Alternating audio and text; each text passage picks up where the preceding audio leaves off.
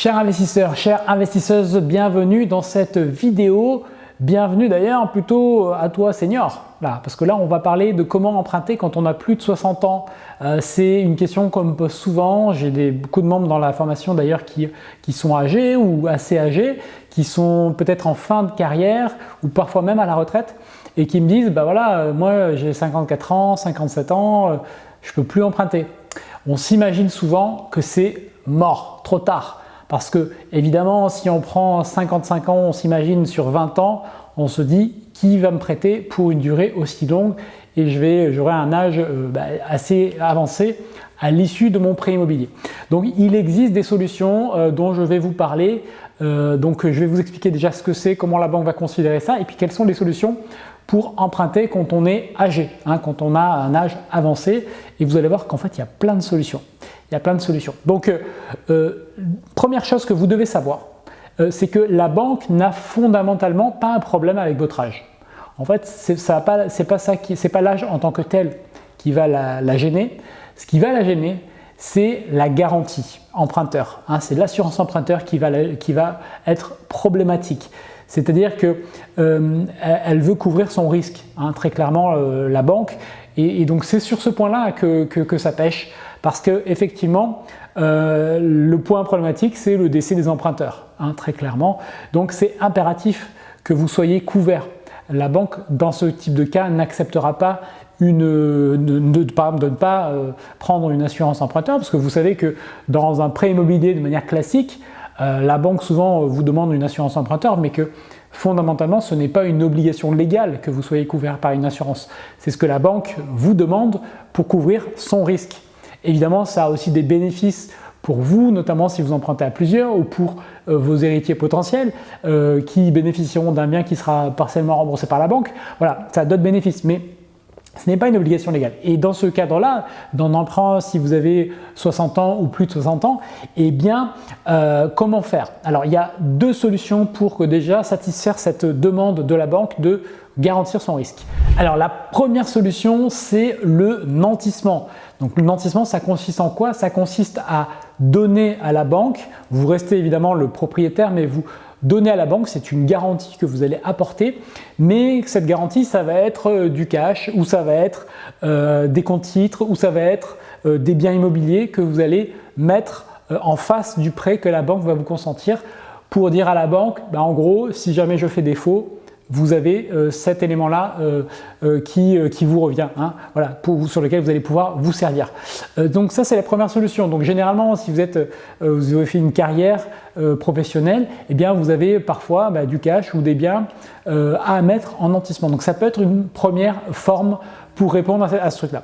Deuxième élément que vous avez dans votre poche d'outils en tant qu'investisseur, c'est tout simplement la délégation d'assurance. Parce que autant peut-être que l'assurance maison de votre banque ne peut pas vous couvrir, peut-être une délégation d'assurance pourra vous couvrir. Et là, il existe des assurances spécialisées pour les seniors. Sachez qu'il existe des assurances qui peuvent même couvrir jusqu'à 95 ans révolus. Donc c'est-à-dire que en gros, vous pouvez emprunter jusqu'à 74 ans sur 20 ans. Donc c'est intéressant. Donc vous voyez que les possibilités sont évidemment importantes. Il faudra évidemment que l'assurance prenne en compte votre situation personnelle, votre état de santé et plein de choses. Mais voilà, les solutions existent et elles sont là pour pouvoir être couvert et donc emprunter. Maintenant, je vais vous parler de deux autres solutions complémentaires que vous ne connaissez peut-être pas ou en tout cas peut-être que vous n'y avez pas pensé pour vous donner des pistes de réflexion. Si vous êtes concerné ou si vous avez un parent ou un proche qui est concerné, ça pourra l'intéresser. Donc, juste avant, si vous le souhaitez, cliquez dans la description, je vous donne un guide gratuit où il y a 10 conseils pour investir dans l'immobilier locatif. Ça pourra vous aider à réaliser un bel investissement pour peut-être préparer votre retraite et en tout cas générer des revenus passifs et alternatifs. Donc deux solutions. La première solution que je peux vous proposer, c'est tout simplement si vous avez un âge avancé, c'est de vous associer avec une personne qui est plus jeune. Donc ça marche bien si par exemple un parent avec son enfant ou un grand-père avec son petit-fils, voilà, ça peut être bien parce que dans ce cas-là, l'assurance pourra panacher l'assurance emprunteur. Hein. Enfin, la banque pourra panacher l'assurance emprunteur. Donc, elle pourra dire ok, ben, je vais répartir la valeur totale du prêt que je vous consens entre ces deux personnes, et dans ce cas-là, ça sera beaucoup moins problématique. Donc vous n'allez pas du coup dans ce cas-là faire porter 100% de l'assurance emprunteur sur la personne qui est la plus âgée, mais peut-être faire 50-50 ou faire 100% sur la personne la plus jeune et 50% sur la personne la plus âgée. Voilà, on peut imaginer différentes configurations, mais il y aura beaucoup plus de chances que cela fonctionne avec ce type d'association. Voilà. Et en plus, évidemment, donc là c'est pas l'objet de la vidéo, mais ça peut faire aussi, c'est l'occasion peut-être de créer une société, une SCI ensemble, de préparer une transmission, une donation. Voilà, il peut y avoir plein d'objets connexes à cette association, à cet achat à plusieurs. Voilà, donc je vous invite à regarder sur la chaîne, vous tapez SCI, vous tapez ce genre de mots et vous allez trouver des vidéos pour vous expliquer le fonctionnement plus détaillé de ce qu'est une SCI et comment ça peut marcher dans ce genre de cas. Voilà, bref.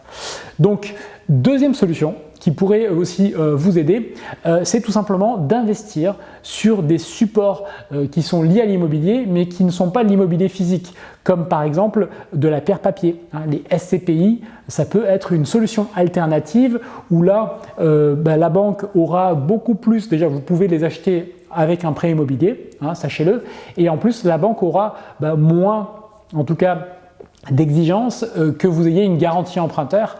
Donc peut-être que vous pouvez négocier d'emprunter sans garantie, ou peut-être que vous pouvez faire un apport significatif et emprunter une partie de la somme et là de ne pas avoir de garantie emprunteur, ou peut-être que vous pouvez aussi emprunter en bénéficiant d'une garantie emprunteur, puisque l'actif ici sera de la pierre papier et sera peut-être mieux perçu par la banque. En tout cas, elle prend un risque qui est moins important qu'avec un bien physique, hein, pour le gérer, pour le revendre.